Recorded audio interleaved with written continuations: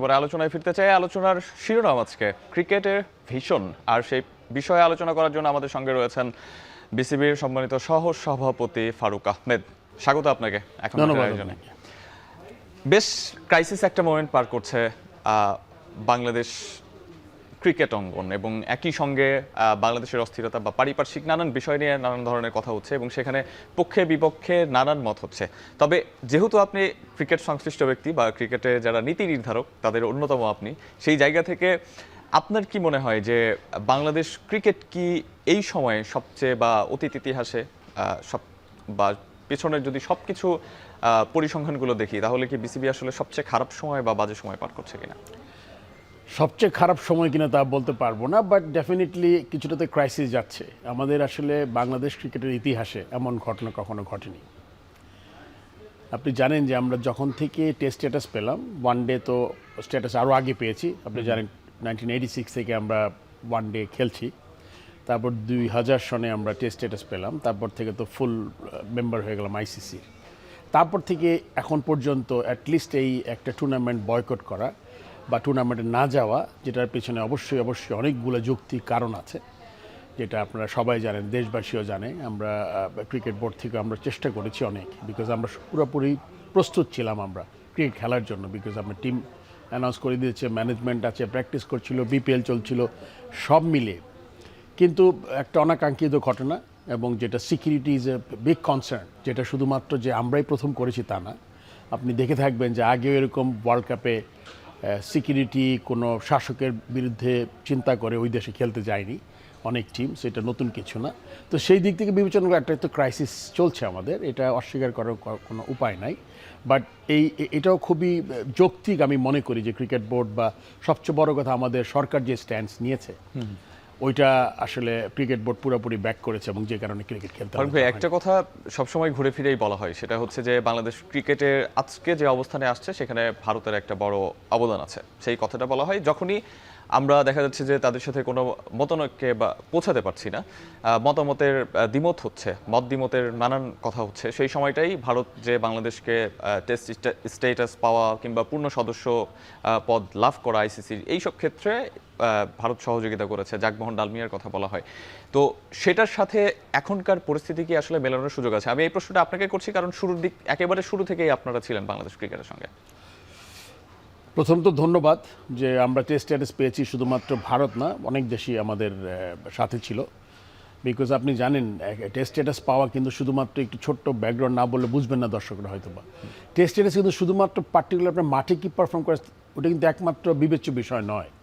আপনার school cricket চলছে কিনা, মাঠ আছে কিনা এনাফ, আপনার মনে করেন দর্শক আছে কিনা, সব দেখে কিন্তু আপনাকে বাংলাদেশ টেস্ট স্ট্যাটাস পেয়েছে। প্রবাবলি এটা নিয়ে বিতর্ক আছে যে আমাদের কি একটু আর্লি হয়ে গেছে কিনা। আমি বলবো যে কোনো যদি আপনি কোনো স্পোর্ট যদি গ্লোবালাইজ করতে চান, আপনার কিন্তু এরকম বেশি দেশ আসলে আপনার ফুটবল কেন এত পপুলার, বিকজ অনেক দেশ খেলে, এটা একটা কারণ। ক্রিকেট কিন্তু অত দেশ খেলে না।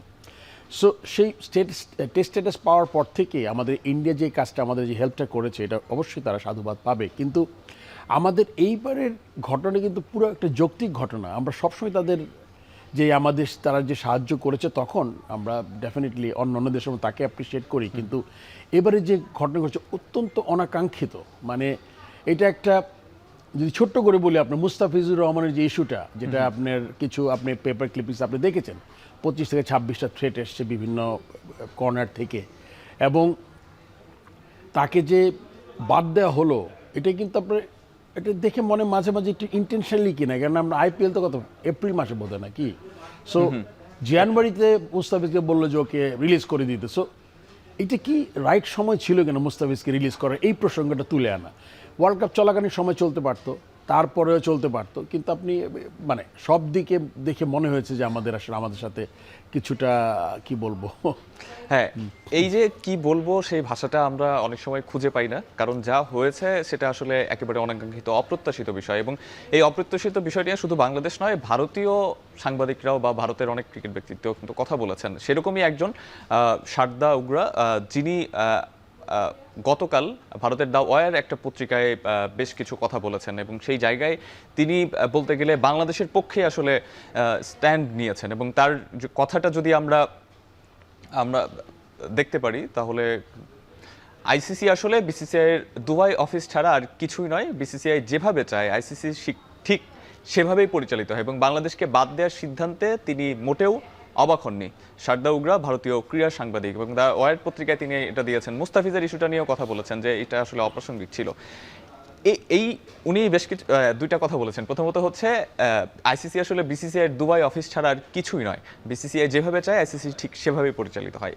এটা আপনি যেহেতু আইসিসির সাথে অনেকবার মিটিং হয়েছে, বিসিসিআই এর কর্মকর্তাদের সঙ্গে আপনাদের আলাপ হয়েছে, বিভিন্ন সময় ক্রিকেটীয় কারণেই আপনাদের বিভিন্ন মিটিং হয়, ওনার কথার আসলে সত্যতা কতটুকু?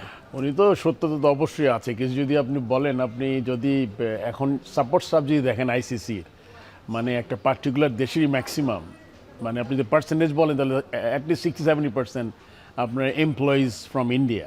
অ্যান্ড আমাদের যে চেয়ার এখন আছেন উনিও কিন্তু ইন্ডিয়ান, উনিও এসিসি, বিসিসিআই, তারপর আইসিসিতে গেছেন। সো সব মিলিয়ে কথাটা একদম, হয়তো বা আমি এত কঠিনভাবে বলতাম না, বাট ইনফ্লুয়েন্সটা তো পরিষ্কার দিবালকের মতো সত্যি যে আইসিসি অ্যান্ড ইন্ডিয়ার এই ইনফ্লুয়েন্স, অনেক ইনফ্লুয়েন্স আছে ওখানে। তো সেই দিক থেকে বিবেচনা করলে আমার মনে হয় এইটা থেকে এটা বের হয়ে আসা দরকার। আমার মনে হয় আইসিসি ইজ এ ফিফা, আপনারা কী ধরি, আপনি দেন ফিফা যদি আপনি মনে করেন ব্রাজিল ইজ এ পরাশক্তি, আর্জেন্টিনা পরাশক্তি, তাদের মতো যদি তাদের ম্যাক্সিমাম মানুষ ওই গিয়ে যদি ওরকম করে চালানোর চেষ্টা করে, আপনি কখনো এটা ভালোভাবে কাজ করবে না। সো এটা এখনই আইসিসির খুব ভালোভাবে চিন্তা করা দরকার। কেননা আজকের এই বাংলাদেশের ঘটনার পর থেকে কিন্তু অনেক জিনিস বের হয়ে এসছে যে আসলে আইসিসি কীভাবে পরিচালিত হয়। যখন ইন্ডিয়া যেতে চায় না পাকিস্তানে খেলার, যখন সিকিউরিটির কারণে, মানে সিকিউরিটি থ্রেটের জন্য, তখন কিন্তু ম্যাচটা শিফট হয়ে যায়। এটাই কিন্তু সবাই বলছে এখন যে আসলে ডাবল স্ট্যান্ডার্ড মেনটেন করছে। এটা আসলে আমার কথা না, আপনি যদি খুলে দেখেন পাকিস্তানের চেয়ারম্যান মহসিন নাকভি বলেছেন, আর অনেকেই বলেছেন যে আসলে এটা দুইটা দেশের জন্য দুই রকম। আর সবচেয়ে গুরুত্বপূর্ণ ব্যাপারটা হচ্ছে এখানে ওদের যেই ইন্ডিপেন্ডেন্ট, বা আপনি জানেন ওদের যেই মানে সিকিউরিটি অ্যাসেসমেন্ট, যেটা ইন্ডিপেন্ডেন্ট যেই মেইলটা আমরা পেয়েছিলাম, ওটাতে কিন্তু এইগুলো কিন্তু উল্লেখ করেছে তারা কি কি থ্রেট আছে। সো আপনি যখন নিজে অ্যাসেস করলেন থ্রেট আছে আমাদের দেশের, যখন ওনারা চিন্তা করলেন সরকারে যারা আছেন, আর ওখান থেকে আইসিসির মেলের সাথে মিলে গেছে কিন্তু। সো এটা তো ডাবল হয়েছে। আপনি তো অনেক সময় হয় কি, আপনি একটা টিমকে যদি নিয়ে যান একটা বায়োলেটারাল সিরিজে, কি হয় মানে ম্যাক্সিমাম নিরাপত্তা দিয়ে বাবলে রেখে খেলিয়ে দিলেন, কিন্তু এটা তো একটা বৈশ্বিক ইভেন্ট।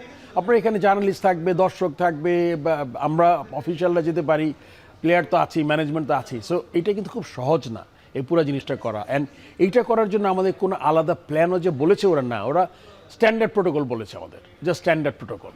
আইসিসির বেইলের কথা বলছিলেন, আইসিসি একটা মিডিয়া রিলিজও দিয়েছিল, সেই প্রসঙ্গে আসবো। বেইলের কথা বলছিলেন, সেটার পরিপ্রেক্ষিতে সেখানে বেশ কিছু কনসার্নের কথা তারাই উল্লেখ করেছিল এবং সেটা বিসিবি পেয়েছিল, সেটা নিয়ে আমরাও নানান ধরনের নিউজ করেছি। তবে পরবর্তীতে ফাইনালি তারা একটা মিডিয়া রিলিজ দিয়েছিল, সেখানে কিন্তু আবার লিখেছে যে কোনো ধরনের কনসার্ন নেই, পূর্ণ সহায়তা দেওয়া হবে। বাংলাদেশ যেই বিসিবি যেই স্ট্যান্ড নিয়েছে সেটা আসলে কতটা যৌক্তিক সেটা নিয়ে তারা প্রশ্ন তুলেছেন। এটা পাওয়ার পরে আসলে আপনারা অবাক হয়েছিলেন কিনা? অবাক তো খুবই হয়েছি, বিকজ প্রথম মিটিং যেটা জুম ছিল ওটাতে আমি ছিলাম। সেকেন্ড মিটিং একজন ইন পার্সন আসছিলেন, অ্যান্ড্রু, একটা ওদের সেকেন্ড ইন্টিগ্রেটিভ অফিসার মনে হয়, উনি ছিলেন, ওই মিটিং আমি ছিলাম। মেইলগুলো দেখেছি আমি। দেবজিৎ সাইকিয়ার সাথে সম্ভবত আপনাদের, দেবজিৎ সাইকিয়ার সাথে আমার কথা হয়নি, বোধহয় প্রেসিডেন্টের কথা হয়েছিল, আমি এক্স্যাক্টলি জানি না। সো আসলে মানে ডে ওয়ান থেকে আইসিসি যেসব কথা বলেছে তার থেকে ওরা কিন্তু কোথাও সরে আসেনি। মানে কি হয়, আমরা চিন্তা করব যে আচ্ছা এই ব্যাপারটা এরকম, তো আমরা তোমাদের জন্য এক্সট্রা কিছু, যদি এরকম কিছু থাকেও ওই থ্রেডটাকে আমি অ্যাসেস করেই আমরা ওইভাবে নিব। ওরা কিন্তু বেসিক্যালি নতুন করে কিছু বলেনি from the day one to end, যখন থেকে ডিসিশন হয়ে গেল যে আমরা যেতে পারছি না। সো সেখান থেকে কনসার্নটা সবসময়ই ছিল, আর সরকার এটা খুব ভালো অ্যাসেস করেছে আমাদের।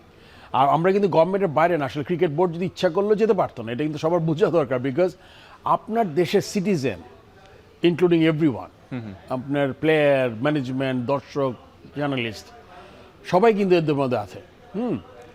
সো যদি কোনো দেশ ফিল করে, আপনি আগেও দেখে থাকবেন যে ওয়ার্ল্ড কাপের কথা আমি এক জায়গায় উল্লেখ করেছি, আমরা যখন মহিলা ওয়ার্ল্ড কাপ করতে যাচ্ছিলাম, আমি প্রেসিডেন্সি পাওয়ার পরপরই, তখন কিন্তু ট্রাভেল ব্যান ছিল 3-4টা দেশের, আমরা ইচ্ছাগুলো করতে পারতাম না, ওই 4টা দেশকে বাদ দিয়ে করতে হতো। সো আলটিমেট অথরিটি কিন্তু গভর্নমেন্ট। এই গভর্নমেন্ট যখন ফিল করে যে এদের একটা সিরিজ যেন সেফ না, মানে একটা কিছু ঘটনা ঘটতে পারে, তাহলে কিন্তু তারা যে কোনো সময় বলবে যে না একটু কেন গভর্নমেন্ট অর্ডার নিতে হবে গভর্নমেন্ট থেকেই।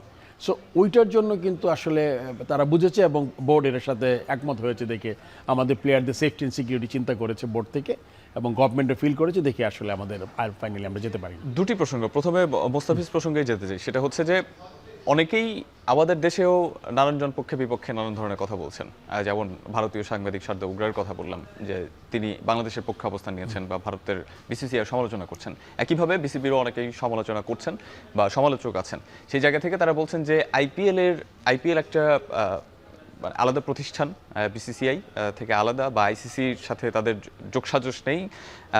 আইসিসির যে আইপিএল টুর্নামেন্ট, বিসিসিআর যে আইপিএল টুর্নামেন্ট, সেটা হচ্ছে লোকাল টুর্নামেন্ট, সেখানকার নিরাপত্তা এবং বড় টুর্নামেন্ট অর্থাৎ আইসিসির টুর্নামেন্টের নিরাপত্তা ব্যবস্থা দুইটা ভিন্ন। সো দুটাকে একসঙ্গে বা মিলিয়ে ফেলা, গুলিয়ে ফেলার কোনো কারণ নেই, সেই গুলিয়ে ফেলাটাই বিসিবি করেছে। এটা আপনারা কীভাবে দেখেন?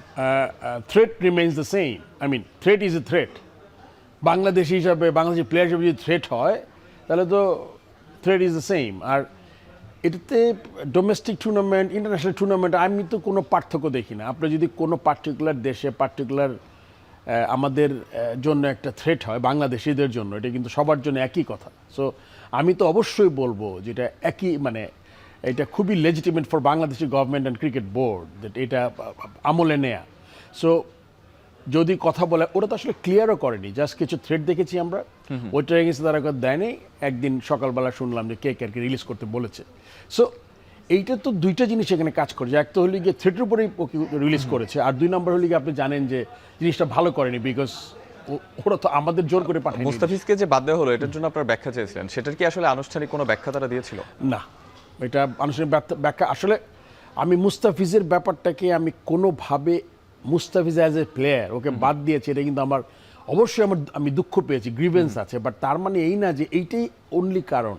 এইটার পিছনে ঘুরে যে কারণটা, ওইটি আমরা ফোকাস করার চেষ্টা করি। এই জায়গাটায় অনেকে বলছে যে বিসিবির কূটনৈতিক ব্যর্থতাও আছে। কূটনৈতিকভাবে যেইভাবে আসলে আগানোর দরকার ছিল, যেই ওয়েতে এটা পুরো প্রক্রিয়াটা, প্রসিডিওরটা মেইনটেইন করা দরকার ছিল, সেই প্রক্রিয়াটা বিসিবি সেভাবে মেইনটেইন করতে পারেনি। কারণ প্রথমেই তারা একটা স্ট্যান্ড নিয়েছে যে আমরা ভারতে খেলবো না। মানে বিষয়টা কি? এটা আসলে বোর্ডেরাই কিন্তু স্ট্যান্ড নিয়েছে, বাংলাদেশ সরকার এক। দুই নম্বর হলে গিয়ে কূটনীতি। আপনি দেখেন এখানে একটা জিনিস আমাদের ভুললে চলবে না, ছোট্ট একটা ব্যাপার দেখেন কিভাবে কিছুটা ম্যানিপুলেশন হয়। আপনি ভোটাভুটি করলেন কেন? এখানে তো আপনার অস্ট্রেলিয়া বা ইংল্যান্ড বা জিম্বাবুয়ে কিন্তু আপনাকে এসে আপনাকে সিকিউরিটি দিবে না, কেন? তো ইনভলভ না। ওরা কে? They are one of the participating nation. আমার সাথে প্রবলেম হচ্ছে, নট প্রবলেম, আমার সাথে কনসার্নটা হচ্ছে আমি ওই দেশে যাব, ওই দেশের যে হোস্ট বোর্ড বিসিসিআই আমাকে পুরো দেখভাল করতে পারবে কিনা, অ্যান্ড আইসিসি এটাকে মিডিয়েট করবে মাঝখানে থেকে। সো আপনি যদি জিনিসটা এইভাবে উল্লেখ করেন যে আপনারা হঠাৎ করে ভোটাভুটি, এটা তো এটা উদ্দেশ্য তো একদম ক্লিয়ার। মানে ওরা যেহেতু কনসার্ন বোর্ড না, ওরা তো একটা আসবে খেলতে, ওরা কেন আমার সিকিউরিটি যে থ্রেট আছে এইটার ব্যাপারে ওরা ডিসিশন নেওয়ার তো কেউ না। এটা তো বিসিসিআই নিয়ে করে, বিসিসিআই বলে দিত বা আইসিসি বলতো কোনো থ্রেট নেই, তুমি খেলতে পারবা। ওদের জড়ানোর উদ্দেশ্যটা কি? এখানে পরিষ্কার একটা উদ্দেশ্য যে কতটা স্কেয়ার্ড পাকিস্তান ছাড়া পুরো ওয়ার্ল্ড ক্রিকেট এখন ইন্ডিয়ার ব্যাপারে, এটা বোঝা গেছে এটাতে। আইসিসি তো একটা সংস্থা, আপনাদের কি মানে বিসিসিআই বা আইসিসি থেকে কোনোভাবে বলা হয়েছে যে অ্যাকচুয়ালি আপনারা কি চান, বিসিবি কি চায়, মানে কি হলে খেলবে, নাকি চাপিয়ে দিয়েছে যে আপনাদের খেলতেই হবে? বিষয়টা বলেছে যে আপনার অ্যাসেসমেন্টটা বলে দেন, সিকিউরিটি থ্রেটটা কোথায়। আমরা তখন বলেছি যে আমাদের কাগজটা আসছে আইসিসি থেকে, ইন্ডিপেন্ডেন্ট সিকিউরিটি অ্যাসেসমেন্ট, এটা আমরা বলেছি যে আপনারাই বলেছেন যে আমাদের এই। সো আমরা এই প্ল্যানটা আসতে হবে এখন বিসিসিআই এবং আইসিসি থেকে, যে আপনাদের আমরা কেমনে সুরক্ষাটা দিব, আমাদের দর্শকদের কেমনে সুরক্ষাটা দিবে, আমাদের জার্নালিস্টদের কেমনে সুরক্ষাটা দিবে, এটার কিন্তু কোনো ক্লিয়ার পিকচার আসে নাই। এটা কিন্তু আমি বলবো না এই চাই, সে আমাকে বলবে আপনাকে আমি ভেন্যু পরিবর্তন করে দিচ্ছি, আপনাকে আমি রাষ্ট্রীয় নিরাপত্তা দেওয়ার ব্যবস্থা করছি, কিছুই আসে নাই। সো বাট সেই কথাগুলো তাদের দাবি যে সেই কথাগুলো তারা বলেছে বা আইসিসি টুর্নামেন্টে সেটা দেওয়া হয়, বাট সরাসরি বিসিবিকে স্পেসিফিকভাবে যেহেতু একটা ঘটনা হয়েছে, সেই ঘটনার প্রেক্ষিতে যেই আশ্বাসগুলো দেওয়ার কথা সেই আশ্বাসগুলো দেয়নি, সেটাই আপনি বলছিলেন। একটা ছোট্ট কথা বলিনি আমি এখানে, আমরা তো 4টা বৈশ্বিক ইভেন্ট করেছি, মানে আইসিসি টুর্নামেন্ট আপনি ওমেন ওয়ার্ল্ড কাপ ছেলেদের ওয়ার্ল্ড কাপ কো হোস্ট করেছি আমরা, তো আমরা তো জানি স্ট্যান্ডার্ড প্রোটোকলটা কি, এটা তো নর্মাল। বাট আমি টকিং অ্যাবাউট এক্সেপশনাল ইউনিক কেসটা নিয়ে কথা বলছি আমরা এখনকার এই মুহূর্তে আমাদের বাংলাদেশের সাথে যেখানে ওইখানে যে সমস্যাগুলো আছে। ঠিক তাই, আরও প্রসঙ্গ আছে, আরও কথা হবে আপনার